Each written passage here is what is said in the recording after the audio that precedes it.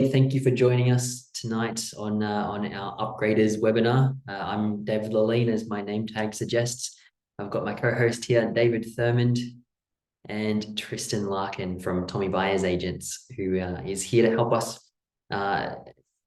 really talk to you about how to upgrade your home and give some great tips along the way. So we might jump right into it. As I said, a few people might jump on, but we'll spend the first few minutes kind of talking about what we're going to be talking about tonight and introducing the panel a little bit further.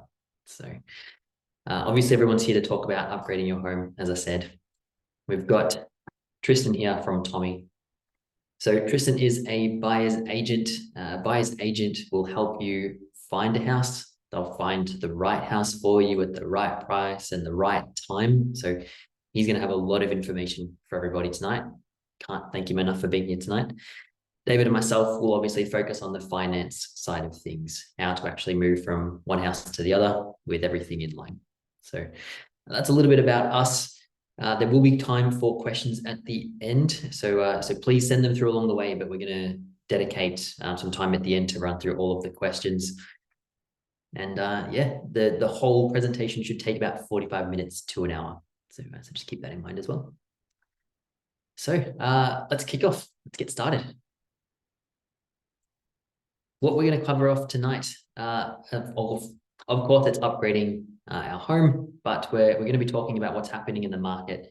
And we're going to pass to David Thurmond to talk about some high-level information, and also Tristan, who's going to cover off on what he's seeing on the coalface down there as well, and some good tips. And then we're going to break it into a couple of segments. So we're going to be talking about the four essentially key topics that help you upgrade your home, knowing your numbers, budgeting for the upgrade, and the timeline of actually purchasing and selling a house. And once we've gone through that, we're going to go through a case study. We're then going to throw it over to Tristan, who is going to talk about how to actually buy your home. So putting together a property brief and making sure that it's the right home, the next one, your dream home. He's going to go through one of the best tools available to analyze property before you actually make an offer. Again, helping you find the right property, and some ways to find some extra properties off market. So if they're not on domain, they're not on realestate.com, how do you find them? And then again, we're going to go through a little bit of a case study there. So that's essentially the lineup for tonight. So as a lot of you know, we've got a team here at Mortgage Choice. We've got brokers here at the top. We've got our amazing admin team, who a lot of you will have dealt with Juliana and Becky in particular. And then we've got our marketing gurus just down the bottom there, who have helped us put this presentation together. And we've got our office here in Berwick, again, as a lot of you know. Now, as a mortgage broker, we obviously help you find the best loan. At Mortgage Choice, we have over 35 lenders on our panel, so plenty of choices. That's more than enough to find the right one for your situation. And as you guys know, we do our best to make that happen. So I'll pass over to David Thurmond now, and he's going to be talking about what's happening in the property market. Fantastic, DL. Thank you very much. Thanks again, everyone, for joining us. This topic, I think, upgrading your family home, regarding property, it's the hardest thing that you can do. When you're upgrading your home, usually there are at least two transactions that we're focusing on.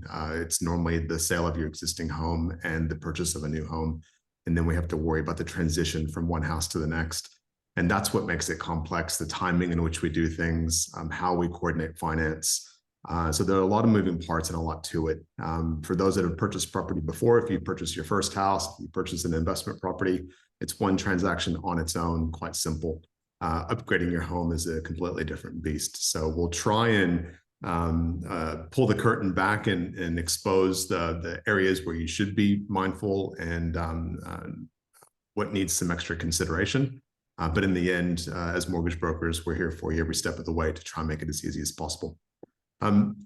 What I might start by doing is just give you an update on where the property market is sitting. And when we talk about the property market, we have to start with interest rates. And with interest rates, we need to start with inflation, especially over the last couple of years, because inflation, which you all would have heard about way too much, has driven a lot of the interest rate rises that we've seen in the last, say, 18 months. Inflation, in a nutshell, is just the rise of cost of goods and services. All right, so everything that we pay for in life has increased in price. And an example of 10% inflation is where a television that you might buy in 2022 for $2,000 is now $2,200 in 2023. So that represents a massive increase in costs. And if we don't address that, then it's incredibly bad for the overall economy and for all of us. So that's why the Reserve Bank has been so attentive in trying to keep inflation from growing. And the only way that they could do that was to increase interest rates. So how will higher inflation affect you? Well, as I said, most goods and services are now more expensive. Interest rates, building costs for sure, groceries, utilities, you name it, everything that we pay for in life is now more expensive than it was a couple of years ago. And it's normal to see the cost of things increasing on a regular basis. Usually we see about a 2 to 3% increase or a 2 to 3% inflation band year on year. That's where the Reserve Bank is happiest, to keep us in that 2 to 3% level. And the concerns over the last couple of years is that we were getting closer to the 10% level, which is unsustainable. So here's a chart that kind of shows what's happened with inflation. You can see back in July 2020, when we were just in the throes of COVID, inflation was lower than 1%. And then it grew rapidly. And it grew rapidly because we had all the major economies around the globe stimulating our economies to try and stave off depressions and recessions because of COVID. And all of that stimulus that they then gave us then caused demand issues. And when there are demand issues, then the cost of things start to increase. And so you could see by December of 2022 and January of 2023, that's where we kind of peaked. And the expectation at that time was that inflation could go up beyond 10%, and the Reserve Bank couldn't let that happen. So that's why we've seen such an aggressive move by them over the last 18 months. Luckily, because of all the efforts that the Reserve Bank have put in, we're starting to see inflation coming back down under control. And hopefully we've reached the peak of this rate cycle, and we won't see any further rate rises. There's still a chance that we might see one in November, but hopefully we are either at the top or very close to it. Now, speaking of interest rates, the cash rate is what we normally refer to it as. You can see back in November of 2020, the cash rate was at 0.1%, the lowest it had ever been, and all thanks to COVID. And then all of a sudden in May of 2022, we had our first rate rise, and we didn't stop for 16 months. Constant increases month on month. I think we had one pause in March or April of this year, and then it kept going and going and going. And then finally in July, and then this last month in August, the Reserve Bank has kept us on hold.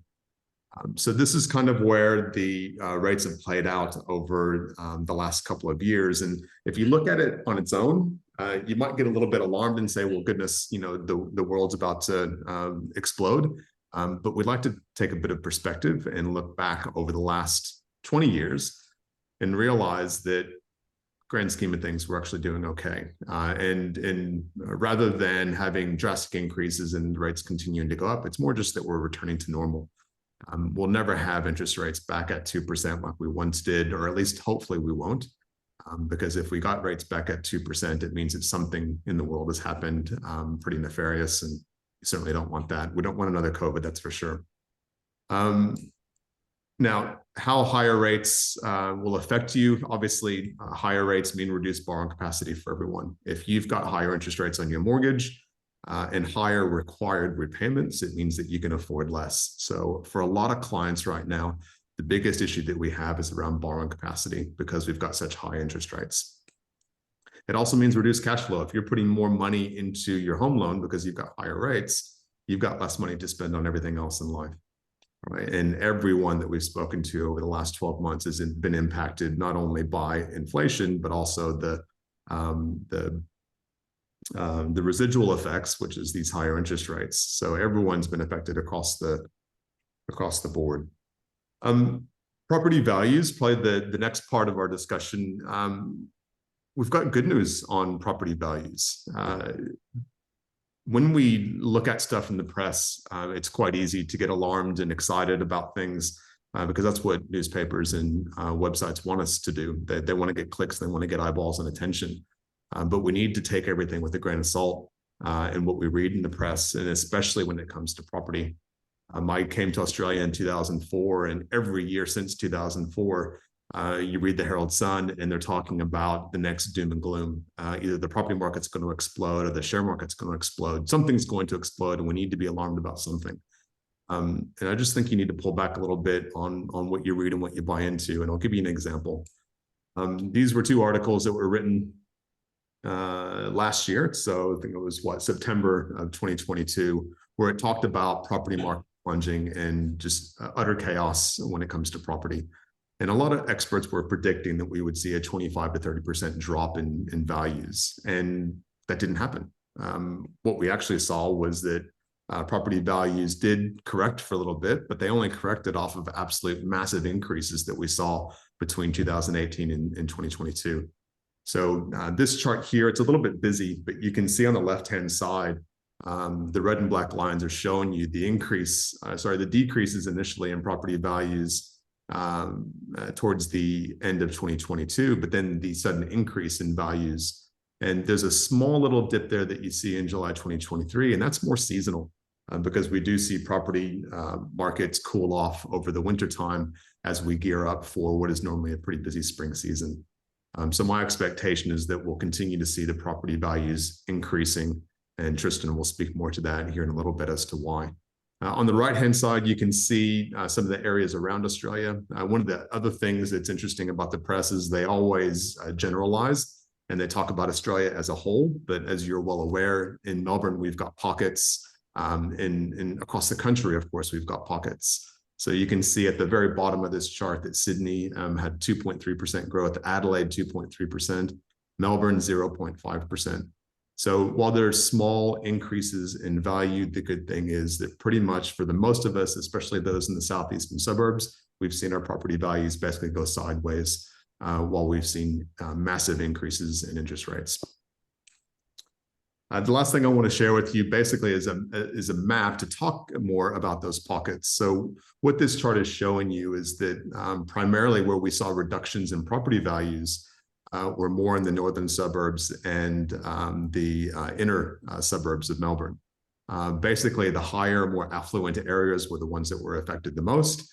And those of us in the southeastern suburbs, that's in the gray and the kind of cream colored section there, we basically sat sideways. You do see Mornington as well that's gone up, and that Mornington section includes areas of Frankston. But again, there are certain pockets within that area. You've got more affluent areas in Mornington and Mount Eliza and those areas that would have been more affected than Frankston and Carrum Downs and the like. I've just gone through a really quick explanation on what's happened, but I think it's also important to get an idea of why it's happened. So Tristan, we might get you to just run through with everyone what's caused everything that I've just spoken about. Yeah, absolutely. And thanks so much to both of you, David, and just Mortgage Choice Berwick for having me on. I do really appreciate the opportunity. And I think it's some fantastic information that you guys are both sharing here.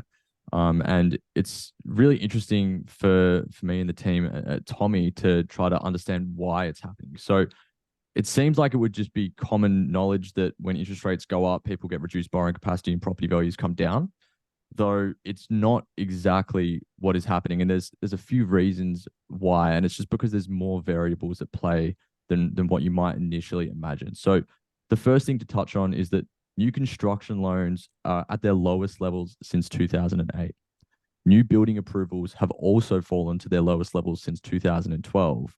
And general confidence in the construction industry is at an all-time low, with higher renovation costs also deterring many buyers away from any fixer-uppers and renovation projects. So these 3 points all go together. It's something that we've definitely seen sort of coming together over the last couple of years, sort of building into this. And now, like, even, you probably heard in the news that Porter Davis has gone under and they've sort of gone bust, as well as many other builders. I noticed that even in the last 24 hours, Harmac Homes, which is another Victorian-based building company, has entered into voluntary administration. and they were actually working on some of the Porter Davis homes. So you can see that it's all happening in the media at the moment, and it's definitely something that is in the sentiment of buyers in the marketplace. And this is all pushing people from looking at the new builds into looking at more established properties. At the same time, rents have increased in most areas by over 10% in the last 12 months. And there's many first home buyers that are simply trying to get into the property market as they don't want to have to pay the rent increases requested by property managers or landlords. So we've had clients call us even just recently saying that they've been slapped with a $50 per week rental increase that is going to take place in October. And they're sort of saying to us, like, you know, can we find a property to live in before then? Because it's obviously it's a massive thing for people. That also, as vacancy rates are so low, a lot of renters have just got more fear that they're not going to be able to find a place when their lease expires. So these things are just pushing more people from the rental market into trying to buy and trying to push them into the property market. So that's another factor that's increasing demand.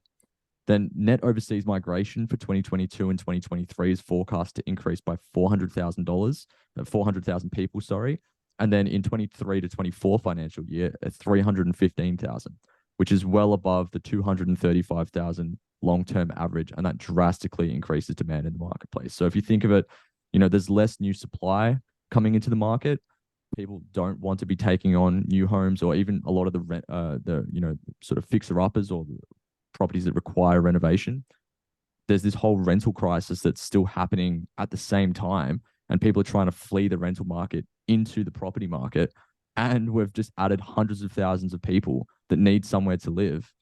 And whilst this is all going on, the sentiment from interest rates is that new properties listed for sale are almost 25% lower than the 5-year average. So you can see that the demand and supply equations is just completely unbalanced at the moment, because there's not enough new stock coming on.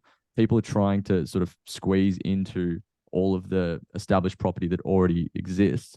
Heaps of new people are coming in from overseas. We're not really building any more properties, and just listings in general are much lower. So that is essentially some of the movements that are happening that are increasing property prices. Now, this is on a macro level. So on a micro level, things can be very different depending on where you're looking.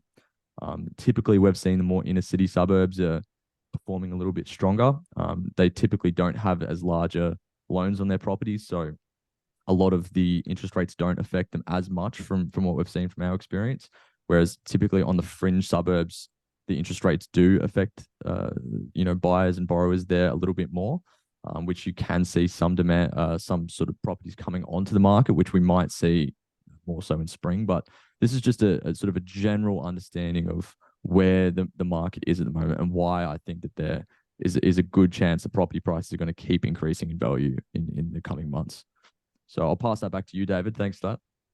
Fantastic. Yeah, I think it's so interesting, especially over the next few months. I've been speaking to a few agents, and kind of to both of your points, there are a lot of people that just have their property ready to go, but they're not up for listing yet. There seems to be a demand for brand new houses that don't need the renovation work or don't need to be built. So there's less maintenance when you move in. And again, it just kind of drives up those premiums. So we could even see an increase in stock purely because clients can't afford those higher interest rates with the 4% increase over the last couple of years for the $800 million homes, and they have to sell, but they're going to get a good price because there's so much demand for that type of property. So it's going to be really interesting, I think. So yeah, a few more months, and we'll have to see what happens. But yeah, no, thank you again for that insight. So in terms of upgrading, this is obviously the crux of what we want to talk about tonight. There are kind of 3 things that we really want to dial down on. So the first one is knowing your numbers. The second is knowing your budget. And the big one is knowing your timeline.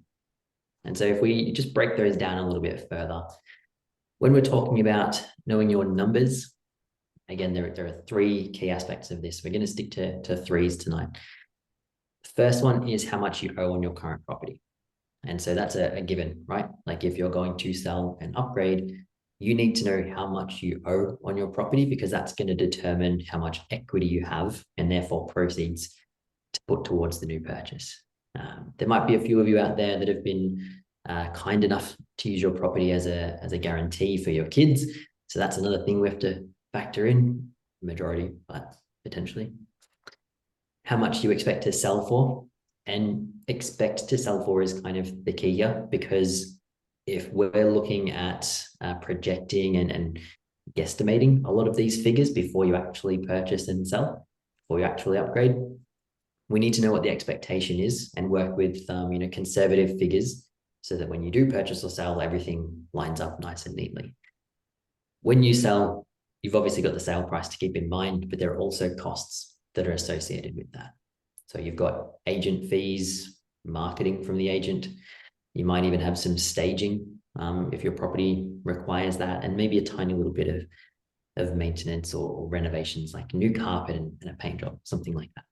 So once we've gone through the bigger numbers, then you've got to talk about how much savings you have. At the end of the day, if you can't make the new purchase work with your sales proceeds, then you need to cover the gap with savings. It might even come down to a matter of borrowing capacity. If you have to buy for that 800,000 to $1 million range because you need 4 bedrooms and 2 baths and 2 car garages in the middle of Berwick, for instance, but you don't have the proceeds or you don't have the capacity to afford that type of loan, you have to have some savings to cover the gap. So these are the 3 things that we start off with when we're looking at numbers. And then the second part is, of course, the budget.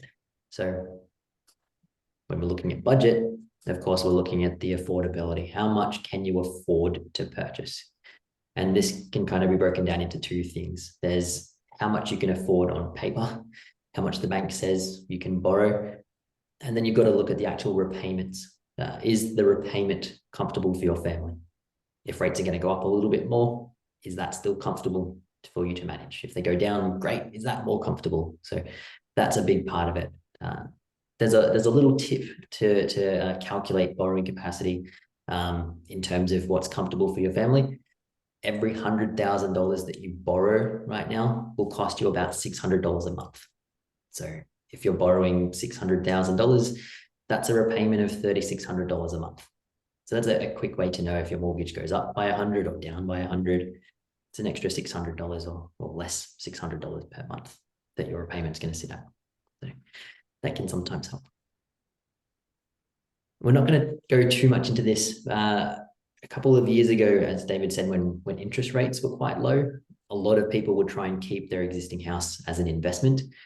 Don't see that so much right now. The other thing we have to consider is if you're keeping your property, you don't obtain all of the equity when you're taking out a deposit. So essentially, when you sell, you receive the whole sale price minus the costs that we spoke about, and that's your deposit. If you're keeping the property, you can only borrow up to about 80% of the property's value without mortgage insurance. You can go a little bit higher with mortgage insurance, but generally 80% of the property value. So if you were planning on keeping it, you've just reduced your sales proceeds, your deposit to put towards the new house too. So there's a lot that goes into that side of things. And finally, this is probably key, obtaining a pre-approval. Can't stress enough how important a pre-approval is these days. A pre-approval will hold your affordability for about 90 days, lender specific, but about 90 days. And what that means is if interest rates go up and your affordability goes down, you've got a shield against that. Your pre-approval shields you from any rate rises and reductions in your affordability. And that's really important because if you want to list your property or if you want to go and make an offer on a new property, you want to make sure it's going to work. And that pre-approval gives you that peace of mind that for the next 90 days, this is where I sit. This is what I can obtain in terms of a loan amount or purchase price. So on that point, I actually did want to pass over to Tristan because in my experience, agents have really pushed for pre-approvals, but what have you seen on the ground? Yeah, look, pre-approvals are pretty much essential. Like they're so important. If you want a real estate agent to take you seriously when it comes to making an offer, you do pretty much need to have a pre-approval. We've seen them that like they will ask for them, like they want to physically see them. And tip is if you're sending them over to a real estate agent, make sure you do just block out the number so that they don't know what you're actually borrowing. Like they don't need to know that. But what they do care about is the date. So if it was from last October, like, you know, it's not good enough for them. They want to see that it's within like the 90-day period. And then sometimes also I've seen them that they want to speak to your broker. So they can, like, they'll literally call up the guys here at, you know, Mortgage Choice Berwick to say, like, what is your confidence level for this applicant and them actually obtaining finance for this property? So yeah, pre-approvals are so essential, and that they're very important for regardless if you're a first home buyer or an upgrader. Yeah, it's actually a really good point. I've actually spoken to 2 agents just in the last week that have said, you know, they've got a pre-approval, but how certain are you? And we have to give them the assurance that it's legitimate, and we've run our numbers and everything stacks up really nicely. So at the end of the day, they don't want to present an offer to a vendor that's not going to be in their best interest, or that's not going to proceed. So they're looking for as much assurity as they can get. So it's a really good point, Tristan. Yeah.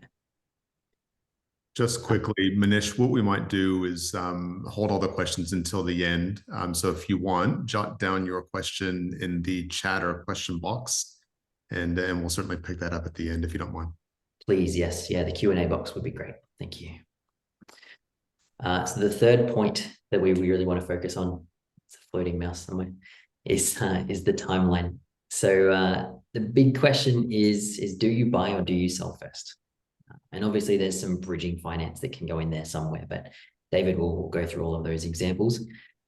What I cannot stress enough is that this timing is really, really complicated. If you're buying first, then you limit the time you have to sell, which puts pressure on the price and the offer that you accept. If you do it in reverse, it's the same thing. If you sell first, you have to find a house really quickly, or go and live with mum and dad, or rent for 6 months. So the timing is really tricky. And that's why it's so important to have the professionals on your side. So a broker that gets the pre-approval in place for you and outlines best case you sell for 700, worst case you sell for 6. This is what your purchase price looks like. So you know where you're going to land based on best and worst case situations. You've got your agent that you'll speak to in terms of selling the property, the buyer's agent that's looking for a property along the way too. So have the professionals on your side and let them do the stressing for you, because this is our bread and butter. This is what we do. What we typically what we typically see these days is clients selling first. And again, David will go into the details a bit more, but essentially if you're looking to purchase, you need to know how much of a deposit you have, and you're not going to know that until you know what you've sold for. So typically clients will sell first, line up their proceeds, and then work out again what that puts them at in terms of a purchase price. And we adjust all of the figures and the pre-approvals according to that. So really, really important that you speak to the broker, but generally we'll see a sale before we see a purchase. One of the other things that you need to consider in terms of the timeline is if your house is actually ready to list. So you could have a plan to move out of your current house by Christmas, and that gives you, what are we now, 4 months? That's a little bit scary to list your house, sell, and find a new house. But if your house needs the paint job, it needs new carpets, if you're going on another holiday for a month to Europe, when are you going to do photos? When do you suss out which agent you want to use to sell your house? When do you make those cosmetic changes? You really want to think about that early and do as much early as you can to get ready for the sale, so that when everything's ready to go and you've got your pre-approval, the agent's ready to press a button and list it and start the whole sale process. And the last one is actually the deposit. When you purchase a property, most people know this, you need a deposit to purchase. You can get away with 5% in some cases, but a lot of it, 10% of the purchase price is what you need or what the agent wants to see. And where does that money come from? So if you're purchasing for $800,000 or $1 million, then you need $80,000 to $100,000 ready to put down as a deposit. And if it's tied up in equity, you can't do that. So another aspect of the timeline that you need to consider and discuss with your mortgage broker, how do I get that 10% deposit ready? And in a lot of cases, it means taking out a small equity release loan so that you have your 10% ready, and you'll just, again, clear that with the sales proceeds. So it's kind of like accessing your sales proceeds early so that you've got your 10% for the purchase price early. Tristan, are you seeing the same sort of thing in terms of the deposit when you're speaking with agents? Yeah, you typically will need to have the 10%, or it depends on how competitive the property is. You might be able to negotiate something down. Like we always try to go for 5% just for security reasons for the client, but it's oftentimes not possible. But yeah, 10% is definitely the standard at the moment. Yeah. I'm seeing a little bit of contradicting opinions as well from agents in terms of what's called a deposit bond, which is essentially 0% down. It's an insurance certificate.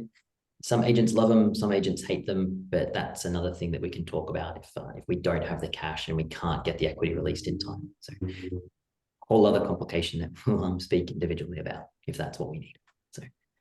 So that's kind of the crux of upgrading. So I might pass over to David to run through a bit of a case study for you. Fantastic. Just to back up a little bit, the one point you made about affordability, I think it's really important that clients understand the difference, and I think you highlighted it well. There's affordability and how the bank assesses you, and then there's your own personal affordability and what you personally feel like is comfortable. And that is key, especially because we've had such a massive increase in interest rates. A lot of clients are just barely qualifying for the loans that we're trying to accomplish, and they're shocked at what the actual repayments are. And so oftentimes we're saying, yes, you can afford $1 million loan, but they ultimately pull it back down to 800 or 750 because they didn't realize the repayments would be as high as they are.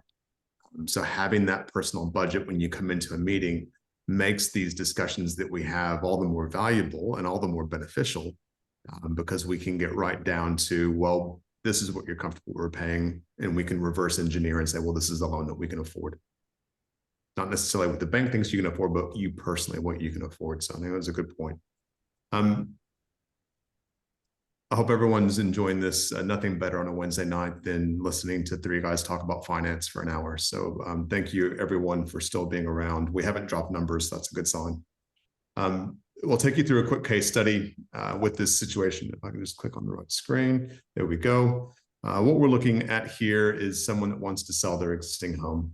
So the current position that this client is in, we've got a $330,000 mortgage. We've got a house that's valued at about $640,000. And their goal is to sell the existing home and purchase a new home. And as DL mentioned earlier, oftentimes clients will want to keep the existing home. And if that's the case, it's certainly something that we take them through. So regardless of how many scenarios you're considering, I will spend 3 hours, if that's what's needed, to work through every scenario that you're considering and advise you of which one will suit you best. And if it works out that keeping the existing home makes sense for the bank and it makes sense for you, then fantastic. But what we're seeing more and more lately is that we will have to sell that existing home to have the borrowing capacity that we need and the savings to make the next purchase work. So that's what we'll focus on today. The clients in this example are seeking a house, a purchase up to $1 million. All right, so we'll take you through. What I might do is just stop sharing for a second, and we'll get this other screen fired up.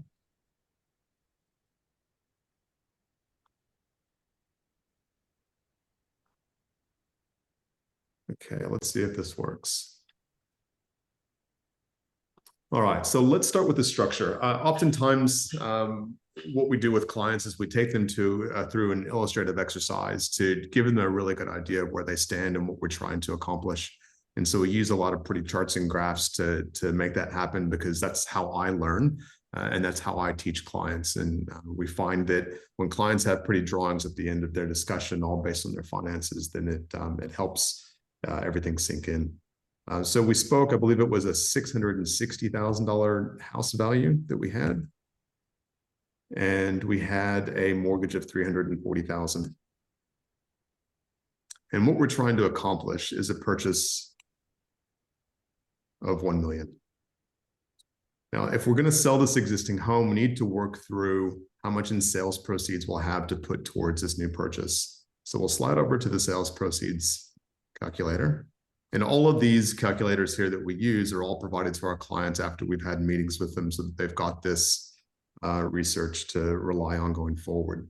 660 on the sale price, With an agent's cost, normally we see about 1.5% to 2.5%, depending on the value of the home. Let's assume in this situation that it's 2%. Conveyancing, usually between $1,500 and $2,000, so we'll overestimate a little bit there. And marketing, let's say $4,000. Most marketing bills are around the $3,000 mark, but let's slightly overestimate there. The home loan balance. So we've got a $330,000 mortgage that's being repaid. Oftentimes, we might also have a car loan, for example, that needs to be closed out to help with borrowing capacity. We might have some credit cards or some HEX debts. There are all sorts of types of debts that we could pay out through this process to try and improve cash flow and borrowing capacity. But in this scenario, we'll just keep it easy and we'll just say that we've got a home loan to worry about. Funds to retain. Oftentimes, clients, when they're upgrading homes, they want to have $20,000, $30,000 set aside after settlement as available cash that they can put towards things like new carpets, painting, odds and ends to get the new home fixed up and livable and comfortable. So if that's the case, then we just add that in there. But in this situation, again, we'll keep it easy and say that we're not keeping anything back. And that gives us about $310,000 that we can put towards the new purchase. So we'll go over to purchase costs and we'll say that we want to purchase for $1 million. And I've calculated all of these fees ahead of time. We've got $62,000 or call it $63,000 that we need to add on to the top of this purchase. And that includes stamp duty, transfers, registrations, another lot of conveyancing and council rates. And when you're buying an existing home, that owner has likely paid council rates in advance. And if they happen to have paid a full year of rates in advance and you just take over the property, then you need to reimburse them for that. So we try and include that as part of the overall costs so that you're not left short at settlement. Now, as far as sales proceeds, we had $311,000 available in proceeds from the sale. And that gets our required loan down to $751,000, which equates to a loan to value ratio of 75%. And that's just looking at the loan required versus the value of the property. And as most of you would be aware, if you're borrowing under 80%, then we don't need lender's mortgage insurance. So it's a big tick up. We'll go back to the structure and we'll say that the end result is that we've got a loan of 751. And again, we've got a 75% loan to value ratio. Assuming borrowing capacity is acceptable at that level, we've got a deal here. All right, we can see that when the clients sell, they've got enough proceeds to make the new purchase work, and away we go. Before I get into the timing and how we actually physically move you from one house to the next, I want to go back to something that DL touched on, and that's accessing the equity in your house so that we can cover that initial deposit. If, for example, you were to have listed your home for $660,000, sold the home for $660,000, and you've organized yourself a long settlement period, let's say 90 days or 120 days. And during that 90 or 120 days, while we're waiting for the settlement to go through, you go out and find this lovely new home here for $1 million. And as DL mentioned, we need to find a 10% deposit to cover that initial deposit required, because we're not going to have that $311,000 in proceeds until this house settles 120 days later. So what do? We go to the bank, your existing bank normally, if you don't have cash available, and we borrow an extra $100,000 as a separate loan that is interest only. And we can also do this at the very start of the process. So if you haven't listed your home yet and you come to us for pre-approval, we can get this $100,000 organized as an interest only loan, and you don't pay interest on this loan until you actually find a home that you need to then pay the deposit for. So that's a way, as DL mentioned, that we access equity ahead of time to help cover that initial deposit. And again, these are all case by case. Sometimes we'll have gifts from family that help get the deposit taken care of. Sometimes we've got savings or clients have redraw available that we can access. So every client situation is going to be a little bit different, but it's, again, one of those things that we need to take into account when we're trying to work out how we get you across.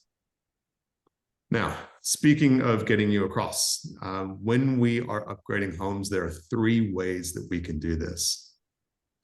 The most common, I would say 90% of the clients that I speak to are looking to do something called simultaneous settlement. And exactly as it sounds, we are settling on both the sale and the purchase on the exact same day. So in this scenario, Bob and Mary Smith have listed their home for sale. They've got a price of $660,000. They've signed a contract, and they've organized a 120-day settlement period, long enough for them to go out and find their beautiful new home for $1 million. And then they tee up the settlement dates to be on the same day. Now, as the seller, as the vendor, you're in full control of when this property transacts. You dictate the terms. Obviously, there's a little bit of negotiation to try and get the buyer on side, but you ultimately can say, I want a long settlement period because we need time to buy our next house. So you can decide how long this period here lasts. And what we want to try and do is buy enough time so that you can go out and find the new home. And then you've got the challenge of trying to get this purchase date to be in line with your settlement date. And if it sounds complicated, it's because it is. So I don't want to shy away from the fact that this is a little bit stressful and it is a bit complicated. But I think the thing that you can rest easy on knowing is that this is what the majority of people do. So yes, it's stressful. Yes, it's complicated, but everyone does it. So you just grin and bear it and you get on. The next option is bridging finance. And a lot of you would have heard of bridging finance. And the first thing that comes to mind is, oh no, it's too expensive. I don't want to do it. And that's fair. Bridging finance is a more expensive option, but it's also a more convenient option. And any time in life when you've got convenience, there's always a cost involved. And this is no different. With a bridging option, normally what you do is you sell your existing home and you organize a very long settlement period. And you find a new purchase, and you can settle on this purchase prior to settling on the sale. So in this example, they've purchased and settled on the 1st of June, and they haven't sold their existing home until the 1st of July. So for 1 month, they've got this bridging period here where we essentially have two mortgages. We've got their existing mortgage of $330,000. And we've got this new mortgage of $1 million plus all of the costs, roughly, I think it was $63,000 or $67,000 in costs. So we've got almost $1.4 million in total debt. Now, the bank will look at that situation and say, look, Bob and Mary Smith, I know that you can't afford $1.4 million, but if you agree to sell your existing home within 6 months, we will allow you to have that $1.4 million at a higher rate. So don't feel sorry for the bank here. They're going to do all right out of this because they're going to charge you a premium on your interest rate. Usually, the current variable rates are sitting at about 6%. During a bridging period, you're going to pay close to 9%. So about a 3% buffer during that period. And that's really expensive. You're carrying $1.4 million in this example for 30 days at 9%. That's a lot of money. And I'll tell you exactly how much it is. So if we take 1.4 million, and we multiply that by 9%, it's $126,000 for a year of interest.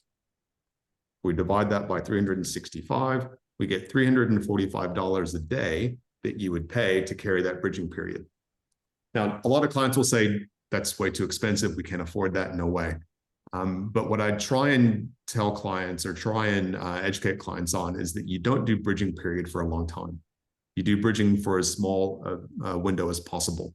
So as an example, my wife and I, when we upgraded our family home about 5 years ago, we used bridging for about 10 days to help us leisurely transfer from one house to the next. We had 3 small kids. The last thing we wanted to do was a simultaneous settlement where we're loading up the truck in the morning and then unloading the truck at the new house in the afternoon. We just didn't want that stress of having everything done so fast. So this bridging period option allows you to dictate, number one, how long that period lasts, whether it's a day, maybe it's a weekend, for example, maybe you buy on a Friday and you sell on a Monday so that you've got that weekend to transfer from house to house. Maybe it's 10 days, maybe it's 2 weeks, maybe it's a month. However long it is, we go into it knowing what that daily cost is, and then you can budget how long you want that bridging period to be for. And I personally thought that that bridging cost was money well spent because, again, it allowed the convenience and the leisure of transferring over without hassle. The key to this window is that you've got enough equity in your existing home. Without getting into the weeds on numbers, we have to stay under 80% in total loan to value ratio. So when we add up the existing debt and the existing value with the new debt and the new value, that total needs to be under 80% loan to value ratio. I'll do all the fun math for you, but just so you're aware, not everyone can do bridging. It's all dependent on the equity or the savings you've got available. The last option that you have for relocating, and the one that the least number of clients do, is selling before you purchase. And the reason why people don't do this is no one wants to move twice. What this requires here is that you've sold your property on the 1st of June, and then you haven't purchased until the 1st of July. So you've got a month here where you're either living on a friend's couch or in mom and dad's garage or at a hotel, or maybe you're renting for 6 months. But ultimately it's requiring that you move twice. So that is the options in a nutshell. DL, have I missed anything, or have you got anything to add to that? That's the crux of it, really. Yeah. Selling first is definitely the way to go to make sure you've got your numbers stacking up, but you can afford it. Bridging, it's so much more convenient. And as you said, we really try and account for bridging as a worst case and keep it really small. A week or 2 weeks is perfect. So I think you hit the nail on the head. Yeah. The other thing to stress here is I've just done a very generic explanation of poor Bob and Mary Smith, who've been looking for a property forever and didn't get Tristan involved soon enough. Every client situation is different. And so when we take clients through these worksheets, it's all about nailing down what's right for them. All right. And you may have a chat with your brother or your sister or your hairdresser or your neighbor, and they'll explain what they've gone through, but everyone's situation is going to be a little bit different. And I think that's about it for that case study. So what I might do, you guys talk amongst yourselves, and I will get this thing set back up for the next chat.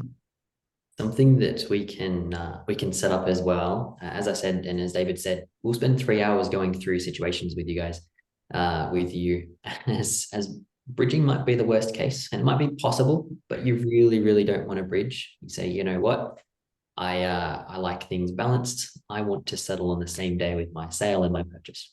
I have to do that, and that's fine. What we could do is set up a bridging pre-approval, and worst case, it happens, it bridges. Best case, when you sell and then you purchase, the timing works. So you can always adjust things when the real figures come into fruition. So if the dates don't line up initially, get bridging pre-approval, and then they magically fall into place. Change approval based on simultaneous settlement. So you can always make adjustments. It just depends on what information we have at the time. Do we know your sale price? Do we know your purchase price? Do we know the dates? So, yeah. Things to be mindful of. We've got a little bit of a checklist here, and we'll get this sent out to you, but I'll take a screenshot if you'd like. But essentially, this is a bit of a checklist to make sure that what you're doing when it comes to the purchase, the sale, and timing it all is lined up right. And so again, there's a little bit about bridging and simultaneous settlements there, but we'll get that sent out to you. So I'm going to pass over to Tristan now, and he's going to give more of a talk about some property buying tools and tips. So Tristan, over to you. Awesome. Thanks so much, David. I do appreciate that. Just a quick tip as well. So like one of the main things that we're sort of touching on here is when upgrading, the timeline is just so essential. So when making offers, or negotiating the sale price of your home, one of the things that we try to do is always say, like on the contract, that it will say you're going for a long settlement for the sale or purchase, whichever you do decide to go first. Make sure that it says or earlier if mutually agreed on there. So then if there is the scenario where, say, you sell first with 150 days and then you find something straight away and they want 60 days and you've got that window where it's going to be too long, there's a chance you might be able to bring that settlement forward so that you can turn them into a simultaneous settlement. So just a tip on making offers and negotiating both from the sales side and the purchase side as well. So just a little bit about Tommi. We are a team of 3. James Larkin is the founder of Tommi Buyers Agency. He is based in Glen Iris and the inner city suburbs of Melbourne. We've also got Jonah, who I know is tuning in on the call as well here at the moment. He's based in Geelong, and he handles everything that we do out there. I'm actually based in Berwick, close to the guys at Mortgage Choice, and I handle most of the stuff across the southeastern suburbs of Melbourne. So one thing I wanted to touch on, we're clearly making the point here that when you're upgrading your home, time is of the essence. It's one of the most important things that you need to be managing in order to make sure that everything does go smoothly. And I found from experience, what we've seen with clients is that there's typically two ways that you can go about trying to figure out what your actual property brief is, which can save or take a lot of time. So the spoiler is that one is a good way and one is the not so good way. So the first way is that sometimes people will be looking on realestate.com in their advertised price, and they'll be going to a lot of opens. They might be going to a lot of auctions. They might be bidding. They might be making offers. And then they'll be noticing that a lot of the properties that they're interested in will be selling above their guided range. And then you just repeat that process until you adjust your brief. And I see people stuck in this zone here of trying to figure out what they can actually afford, but also what they want. And sometimes it can take 3 months. And if you've sold and you've got 120 days, you do not have the luxury of that time and figuring out the brief. So what I might just do is I might just quickly show you how to use realestate.com to really get a good understanding of how to create your property brief quickly and the right way. So just checking you guys can see that. Yeah, thank you. Awesome. So for this example, I'm just going to say that I want to be as close to Mortgage Choice as possible in Berwick. A lovely team, and I want to be right next to them. So what we'll do is we'll jump into the sold tab of realestate.com when you're in this search function. We're going to go down to say that the budget is 650 to 750. And the most important thing here is the sold date. So we want to make sure that we click that to be sold in the last 6 months. Now, if you know that that's what your budget is, search this way and then figure out the bedrooms, bathroom scenario later. So we'll go search. A quick tip here as well is that I always have my sort function filtered by newest to oldest, just so that you can see what's happening like last weekend or today or yesterday. But an even better way to search for properties is by jumping into the map function, which you can see up here. So this will show you a map area of where you're looking. And I want to be as close to Mortgage Choice Berwick as possible. So I can zoom right here on Main Street. And we can see that there's a few properties that have sold recently in these areas. So this one here, 710, it's within the budget. It's a 3-bed, 2-bath, 2-car. That looks good. This one is a 2-bed plus study. So maybe that's less appealing. It's on the lower end. So we'll ignore that. And then we've got one here that's a 3-bed plus study plus 2-bath and 2-car. So that one looks great. So what we'll do is we'll go into here and then you can look through these photos and see if that's something that is potentially of interest for you. Now, the advice is when creating a brief, what you want to do is you want to figure out what area you want to be in. You've probably sold your property, or at least you have a very good understanding of what your budget should be because you're chatting with these guys at Mortgage Choice. And then what you want to do is you want to collect a list of properties, maybe 3, maybe 4, that have sold in the last 6 months that match your brief perfectly. And then once you've sort of got them as criteria, you can say, hang on, they've all got 3-bed, 2-bath. They've all got 2-car garage. They've all been built in the last 10 years. They're all on this size block of land. They're all this internal size. Once you've got all of those criteria down, you just look for those criteria in the for sale section of realestate.com, regardless of what they're quoting. Because if you go onto realestate.com and you find a house that's a 4-bed, 2-bath that's quoted 7 to 770, I honestly would just tell you, it's not going to sell at that price point. And if it does sell, it's probably because it's compromised in some other way, in a massive way. So just try to figure out what you can afford in the sold section, jump into the for sale tab, and then just go through the exact same thing there. Tristan, are you suggesting there that agents are under quoting the cost of a home? Yeah, look, it's unfortunate. It's illegal. We know that. Doesn't mean that it doesn't happen. And honestly, in recent weeks, and when I say this, I mean like in the last 2 to 3 weeks, I have noticed a lot more underquoting is happening in the market at the moment. I think real estate agents are a little bit scared. They use the excuse of turbulent times in the market to quote things in just unrealistic ways. And they do that because they want to show their vendors that they're getting lots and lots of traction at the opens. I was at an open 3 weeks ago. It had 140 groups through in the first 2 weeks and ended up selling prior to the auction. Like, it was insane. And that it sold nearly $300,000 over what the top of the quoted range was. So like you just need to, that's why reverse engineer the brief. It's so important. So I'll jump into the next thing that I wanted to show you, and that is the best free tool to analyze property and just cover off some of the most important due diligence elements when you're looking at homes. It's completely free. This is what it is. It's called VicPlan MapShare. So the website, you'll actually get this link sent out to you after the webinar, but the website is mapshare.vic.gov.au. And this is the actual official data that conveyancers use when they put together Section 32. So all the information is, it's being produced by the state. So for the sake of this example, being as close to mortgage choice Berwick as we can get, let's just take this as an example property, drop it into the search filter, just click go. And then what it will do is it will bring up the planning scheme of this exact property on a map. So you can see here, this is sort of where it's positioned. We'll see if it loads properly. It can be slow. And you can see on the left-hand side, it will tell you the zoning information. So the general residential zone, and it will also give you this information here. So there is an overlay on this property. So that's an interesting thing that you want to know about. What you can do is you can click Create Planning Report here, and that will bring up the actual documents that you'll find in a Section 32.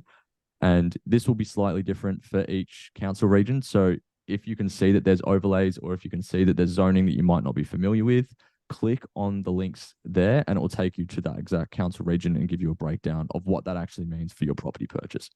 However, for the sake here, to look at things on a map, there's a button up here that's overlays off. So I'm going to click that on, and then I'm just going to zoom out a little bit. And you can see that there is a special building overlay or a flood zone that actually runs through this property. So if you know Berwick well, this is the roundabout, Brisbane Street, Lyell Road, Harkway Road. And this is a flood zone that runs through these and goes over multiple properties. So this is something that you would want to be aware of when you're doing your due diligence. And I'd actually encourage you to look at this before going and inspecting the home. It's completely free. It takes just a few seconds. And even when creating the brief, because we notice this is a 3-bed plus study, maybe you can afford the study here because there's a compromised element on this property. So it's something that's very important. You can zoom out and see what some of the other overlays are in the area. The dark purple ones here are heritage overlays, which you'll find a little bit in Berwick. Green ones can be vegetation overlays. You'll also commonly see bushfire overlays depending on where you're looking in the southeast of Berwick. So this is just a few things that you can do very quickly to essentially find what homes might be worth and do a bit of due diligence. So do you want to jump back over, David, into the other slides?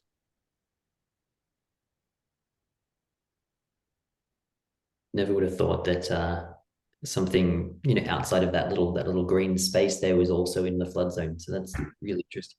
Yeah, and you never know where they're going to be, right? Like that is right past the office. You don't particularly see them as flooding all the time, but when they do, they can, and it's very important that you know where they actually are before you're purchasing the home, because you don't want to find out afterwards. There's a whole lot of costs associated with it, not the least that is insurance will typically be higher if you're purchasing in these areas. So the next thing I wanted to touch on is off-market properties. So this is one of the biggest reasons why people come to us as buyers agents. It's to try to get access to the off-market properties. Our team typically are purchasing around 50% of all the purchases that we make are done off-market. And to give you an idea about how big this market is, one, it's actually quite hard to find data on because everything is done off market. So these are properties that you wouldn't be able to see on realestate.com or Domain. They don't hit the online portals. They're typically sold from real estate agent direct to buyer or through buyer's agents. That is the most common ways that these properties transact. Though the data that I keep finding everywhere is that it's approximately 20% of all real estate transactions are transacted off market. So if you think about the average properties that transact on an annual basis is around 500,000, give or take, depending on the market. it's about 100,000 properties a year that are transacting off market without a lot of the average buyers knowing, which is huge. It's a huge marketplace. So especially in the last few months, as we go into winter, listings are very low. They've been way lower than usual this year as well. And agents go on holidays, right? So you might have seen, if you know any agents or if you've been to any opens recently, they are on skeleton staff. They've been on skeleton staff for a little while. Most of the agents do their annual pilgrimage to Mykonos, what we like to say at Tommi, where they're all overseas on holidays. But what's actually happening is the agencies are still getting listings. They're just not putting them online yet. So a lot of the agents that have been getting their listings over the last 1, 2, 3 months are putting them in the pipeline for spring. And if I'm coming to them, or another buyer, which I'll show you how to do quickly in a second, are going to these agents, you are able to get access to them off market. So why would you want to purchase property off market? This is an article that was released by PropTrack, and this was released just in July of 2023, and it just highlights there at the bottom that in Melbourne, homeowners risk close to $30,000 selling off market on average. So from a vendor selling perspective, you might not want to sell off market. I typically wouldn't recommend it. But from a buyer perspective, I want to be buying off market as much as I can because I want to save $30,000 or more for the clients on average. And this, we have seen this sort of, go up and down. We've purchased properties off market for clients and what we think could be $100,000 under what they'd sell for online due to special circumstances. And just to touch on that, like, why would someone want to sell off market? It's a multitude of reasons. Usually it's privacy. They don't want, a bunch of strangers seeing that they're selling. We've had clients say that, their house is on the same school as where their kids are, and they didn't want all their kids' parents seeing, that their kids' friends' parents seeing that they're selling and coming through the home. There could be a multitude of reasons. But regardless of what they are, I think it's important, just try to get through them and find them as easy as possible. So I'll share my screen again quickly, and I'll show you one other thing that you can do in terms of how can you actually find them, right? So we know that they might be good. And I will say that not all off markets are good. Some off markets are off market because they wouldn't do well online. So you need to be mindful of that.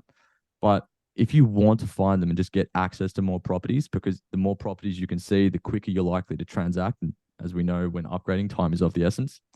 Jump into realestate.com and click on this tab here that most people don't even know, which is the agents tab. So say for Beric, still just trying to get as close as possible to mortgage choice.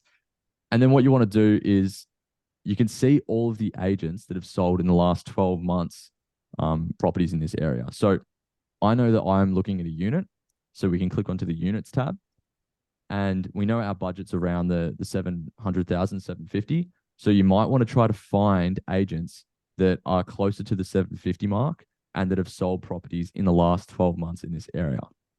And then how to do them. There's no secret trick of like a certain message or dialogue that you need to send them, but the general rule is you just want to contact all of them. So what we do for work is we will call every single agent that's sold a property in the last 12 months in this suburb and say to them, hey, I'm pre-approved, which they love to hear. I've got my pre-approval with the guys here at Mortgage Choice, and this is the brief that I'm looking for. And you've created the brief from looking at sold properties.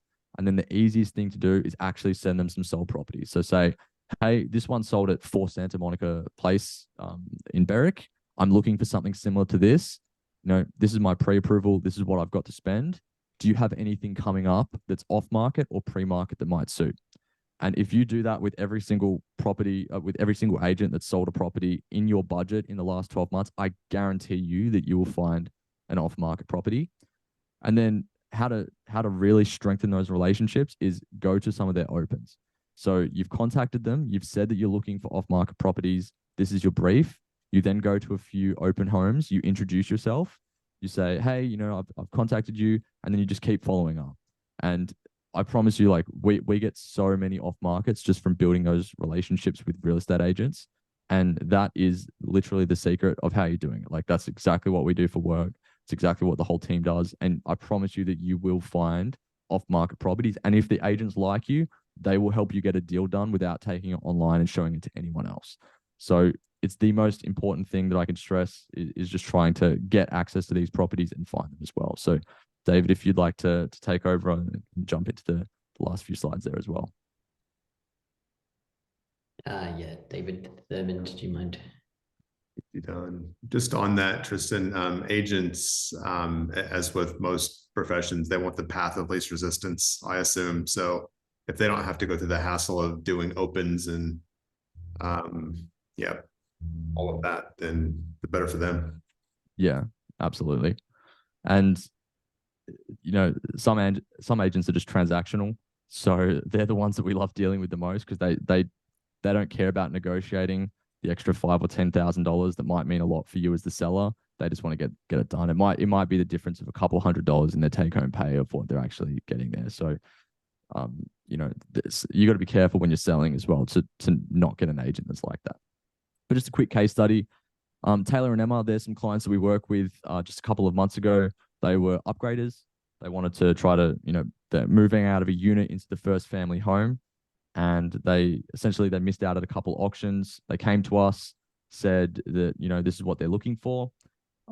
And throughout that period, we worked with them for 8 weeks. And over that 8-week period, this was like during the coming into winter, not a single property came online in their budget across 3 different suburbs that matched their brief at all. Not a single property came online. So they were like, you know, there's literally nothing that we could look at. We essentially just did that same method. We have really good relationships with the agents in the areas that they're looking. We were able to find 9 different properties for them. So what you're seeing now, this is what our private client portal is. And these were all of the properties that we literally showed to them and took them through and inspected. And we ended up transacting on a property off market that not a single other person saw. We were the only buyers to go through. They gave us 2 inspections and we ended up purchasing that property with a 180-day settlement. So we did this before we sold for them. We only did that because we knew exactly what their property was worth roughly. And we were extremely conservative with them on the numbers so that we knew that they would be able to afford it. They also had a bit of help from mum and dad in this specific scenario. And we ended up purchasing this property at a great deal. Honestly, I think that if it did go online, it probably would have sold around $100,000 more than what we paid for it. Though the vendors weren't looking for money at all. They were looking for privacy and they were looking for a really long settlement because they needed to clean the house up a lot. So we gave them those 2 things, which, you know, in turn also worked out for us in a massive way. And we were able to help them sell their property as well. And we got a simultaneous settlement lined up for October. So that's about to settle soon. So just a bit of an example about what it is that we do here at Tommi Buyers Agents. And I'll pass it over just to David here so he can tell you how a mortgage broker can help you guys as well. Yeah, thank you. I think that's such a good example. At the end of the day, a lot of people think that selling and purchasing is just price. You know, what's the best price that I can get? But timing is a huge part of it. Similar situation, we've got a client right now who's purchasing. It's actually their dream home. It's on a couple of acres down in Langwarrin, and the reason they got it is because they need a really long settlement. So they need to pay their deposit up front. The vendor needs some cash to fund the owner actually going into a home, but they want a long settlement. So worked out really well. They can match the dates and they were able to get it, I think it was about 15 or 20K under asking, which was fantastic. So yeah, there's lots of different strings that you can pull when it comes to purchasing property. So now I'm just mindful of the time. We've gone a little bit over. We've only got a couple more slides and we'll jump into questions. So I promise. But to kind of get to this point, this slide, a mortgage broker, as a lot of you know, we help you get the numbers lined up. We make sure that if you are selling or if you are purchasing, you're going in confidently. You know what is going to work from a budget point of view, from a timeline point of view. Can I afford 2 weeks bridging or 12 months? What's actually going to work? And we can take a lot of the stress out of that for you. So a 40-minute meeting, a 3-hour meeting, we want to make sure that you're comfortable because this is a huge transaction. It's a huge transition for your family, lifestyle, finances, all of it. So that's what we do. We're here to make sure that the numbers line up and that you're comfortable and understanding throughout the whole process. And back to you for a second, Tristan. Yeah, so look, a lot of people just don't understand what a buyer's agent does. Typically, you might not have heard of it. It's very common. Don't worry. So, as a quick example, a seller's agent or a real estate agent, it's their fiduciary responsibility. They are legally obliged to represent the vendor and get the highest price for the vendor as possible. Whereas us as buyer's agents, we solely represent the buyers and we do everything in our power to get the best deal for you, which is typically getting the lowest purchase price as well as the most favorable terms, especially in situations like this. So that's just a bit about what we do. Yeah, and so invaluable, like the amount of knowledge that you have, it's fantastic to have on your side, because if you're time poor or if you just don't know how to approach an agent, buyer's agents, as I said, are invaluable. So, as we said along the way, we're going to send some of these tools to you so that you can workshop some things at home. We'll obviously be here to help you, but if you've got some quick things to work out at 12 o'clock at night, we're not going to respond straight away. So this can help. We're going to give the equity position, so just some pretty pictures, some proceeds calculations, and just an idea of what kind of costs go into the purchase. So we ran through the first column there in the bottom left side of the screen, and there's a few other columns that you'll get to see along the way too. So that'll all come through to you guys along with a recording of the webinar, so you can jump to the points that were important to you. Now, we've also got some things from Tommi. We've got the link to MapShare, so that'll be there for you. And we've also got a bit of a guideline on how to build your checklist. So that will come through, and highly recommend using that, and obviously reaching out to Tristan and the team at Tommi. So realistically, the next steps, have to speak to your broker. That's the first one. We've gone through some very high level information and some very generic situations here. Every single one is different. And there are a couple of questions I've seen come through which will highlight how different things can get. I'll go into that in a minute. So speak to your broker about the options first. And speak to your agent as well. Speak to them about how long they think your property is going to take to sell, how confident they are in achieving the minimum of the range, or the low end of the range, or the high end, because that will help us adjust our goalposts. So speak to the agent. As you'll see with all of these, it's speak to the professionals, and speak to your buyer's agent as well, because finding your new home needs to work in terms of timing, in terms of price. So why not get all the help that you can get in terms of making it all work and finding the right home? So we'll jump over to the questions now. I want to thank everyone who's assistant tonight on the panel: David Thurmond, Tristan, Larkin. I want to thank myself for such an amazing job, and we've got Ash King in the background here as well, who's been keeping an eye on the questions for us. So I think you had a few to go through there. Yeah, we've had a couple pop through, David. The first one I'll go for Rose, so I'll try and read them as best I can. Given the market and the costs involved to build a new property at the moment, which can take roughly a year to build, is it better for clients or people in general to purchase an upgrade or stick with an established property? It's a really good question. Yeah. It comes down to your personal situation. The risk with building right now, and to the point that Tristan made, there's a lack of confidence right now. If you're buying a block of land, or if you've already got a block of land and you're going to build, how confident are you it will be finished and you can actually afford the amount you need to borrow when it's ready? So upgrading to an established home is far easier. But if you can make it work, then builds are great. I upgraded via building. So David bridged when he was going from established to established. I was fortunate enough to move in with the in-laws while we sold our house and built. So yeah, it's all about your personal situation and what you're looking to achieve. Yep. Okay. We've had a couple of questions come through from Brent, so I'll pop those two together. G'day, Brett. Brent, what are your thoughts on renovating with higher inflation and the confidence of the trades in this environment at the moment? He's interested in hearing thoughts on how clients have gone with extending the house as a second story. Yeah, it's a really good question. David, did you want to field that one?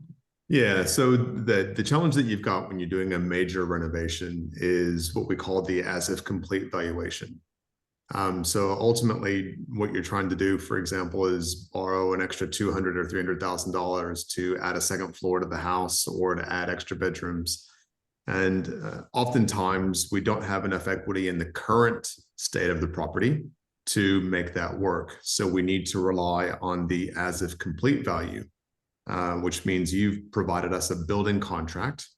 We've gone out to a valuer at a bank, and the valuer has come back and said that $800,000 home that you're adding a second story to, we think is now going to be worth $1 million.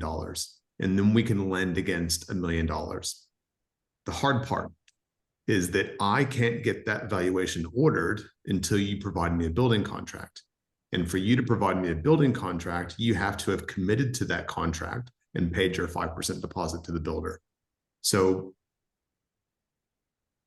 I built, right? David Lalene's built his house. I just knocked down my perfectly good home and built a new one.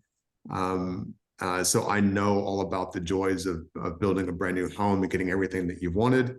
But I also know about the trials and the tribulations and the extra costs involved and the hassles. So if you can make a renovation work and you get a comfortable budget and the repayments are comfortable and you're happy with the hassles of, you know, shifting from one side of the house while the other house gets renovated and then shifting back and then the other house gets renovated, then do that, because the cost of upgrading your house is expensive. You've got the selling cost to the agent, and you've also got stamp duty transfers and registrations to worry about. So there's a lot of money that you're spending to transition from one house to the next. So I'm hoping I'm answering Brent's question right.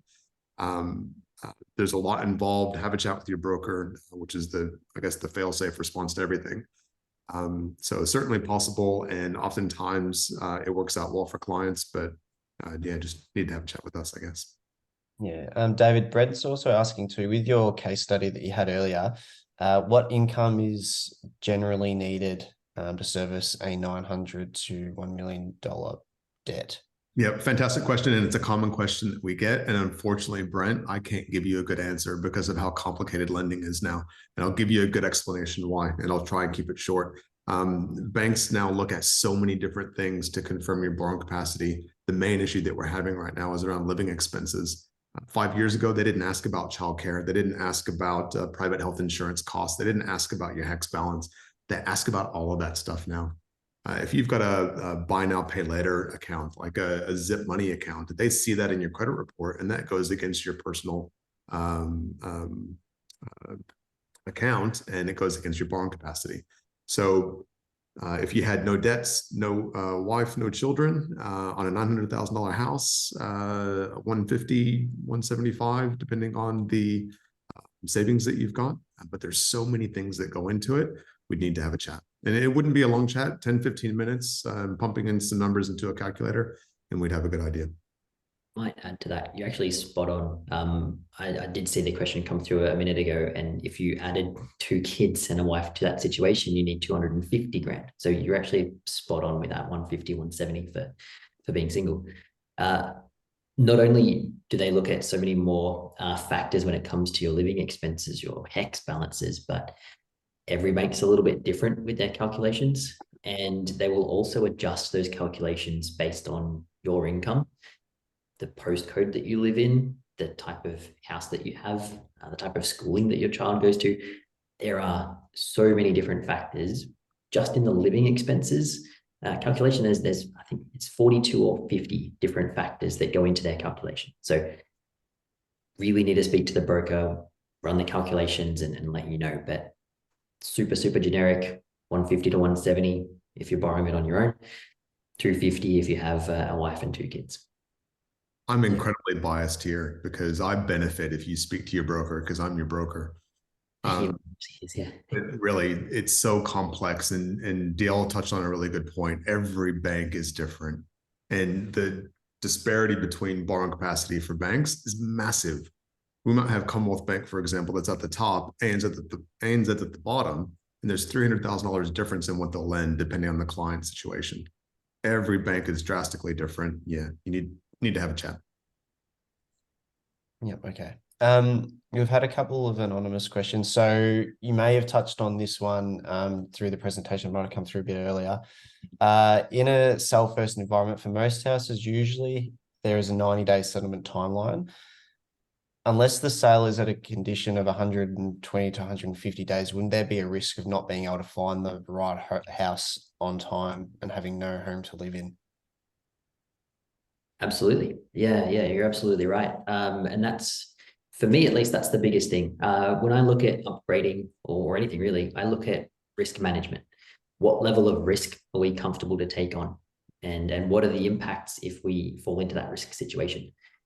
If you sell first and then you don't find a house to buy, you could be buying something you don't want. You could be renting for 6 to 12 months. You could be living with your parents or in-laws for 6 to 12 months. There's absolutely a risk. And that's why you speak to the broker and you speak to your agent and you try and mitigate those risks. How long do we expect the house to take to sell? What price are we very confident we'll achieve? Start looking in the market now on what to buy. As Tristan mentioned, the properties being underquoted, the properties that I'm looking to buy just outside of my budget, and I don't actually want to buy a new house. Should I renovate or build up, as you said, Brent? It's all of those things that you've got to speak to your professionals about. Yep. Okay. One for Tristan. So very insightful presentation, Tristan. Really appreciate you being on the session. What services do you or what areas do you service? Does Tommi service, and is there a charge for your service as well? Yeah, absolutely. Well, yeah, firstly, just massive thanks to the team at Mortgage Choice Berwick. It's my absolute pleasure. I love these conversations. I find them extremely interesting, and it is a bit of fun as well as it is a bit of stress to try to line everything up. So in regards to the areas that we service, we do service only in Victoria, and we are mostly for first-home buyers and upgraders looking in these areas. It's what we love doing. We love working one-on-one. So we'll still see, I'd say that Jonah's still in this as well. So Jonah operates and does all of our Geelong areas.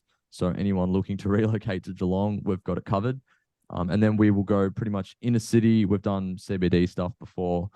We go out to the peninsula and we'll typically cap it off at around Mount Dandenong. But yeah, a lot of the areas that we service is from Berwick and Pakenham into sort of Malvern, Glen Iris, Camberwell, Ashburton, in that sort of bound of suburbs is where we work. We do have a charge associated with our fees as well.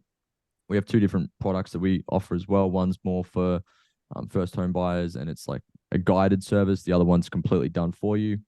It does depend on what you're looking for and what the brief is that you're working with. And just to give it a bit of an understanding, it's like we typically charge a retainer up front, and then we only get paid upon the successful purchase of the property. But if you wanted to have a chat about a specific quote for your brief, we can have a chat and we can put something together. Yeah, right. We'll be sending links to our calendars at the end of this as well. So you'll have a link to Tristan's calendar to book a meeting. Yep, definitely. And that is all we have, gentlemen. So I might pass it to David to wrap up.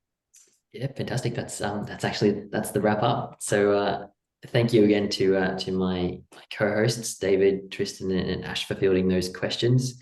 Thank you all for joining and sticking through. I know we've gone over time, but I think it's worthwhile because there is so much involved when it comes to upgrading, so you can't have too much information. So hope you've enjoyed. As I mentioned, we'll get a copy of the tools, our calendar links, and even a recording of the webinar sent out. And enjoy the rest of the night. Thanks, guys. See you guys.